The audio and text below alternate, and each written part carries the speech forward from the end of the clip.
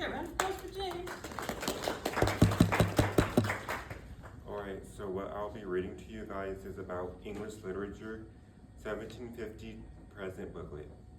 So chapter 1, Introduction. English literature from 1750 to the present shows how writing changed along with society, history, and people's beliefs. During this time period, authors began focusing more on real emotions, personal freedom, social class, love, and the struggles of everyday life. Writers wanted readers to think deeply about human experiences instead of only reading stories about kings, myths, or fantasy.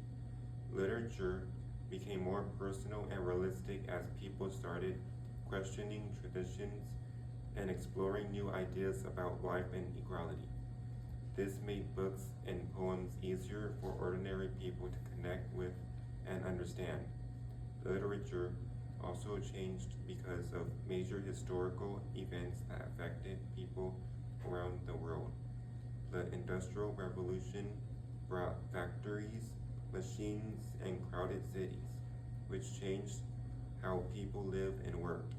During the Victorian era, authors wrote about poetry, education, family life, and unfair treatment in society.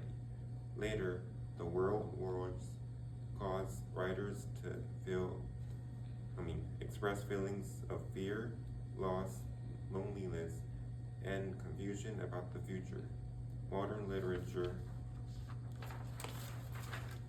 continued exploring topics such as identity, freedom, race, gender, and technology as society continued to change. Chapter 2, Romanticism in Emotion. The Romantic period began in the late 1700s and focused heavily on emotions, imagination, and the beauty of nature. Romantic writers believed that feelings and creativity were more important than strict rules and logic. Many authors wrote about mountains, rivers, forests, and peaceful landscapes because they believed nature could help people feel calm and inspired. Writers during this period also focused on individuality, meaning they encouraged people to think for themselves and express their true emotions. Romantic literature became popular because it connected deeply with human feelings and personal experiences. One of the most famous romantic writers was William Wordsworth, who believed nature could teach important lessons about life and humanity. Another important writer was Samuel Taylor Coleridge, who used imagination and mystery in his poetry.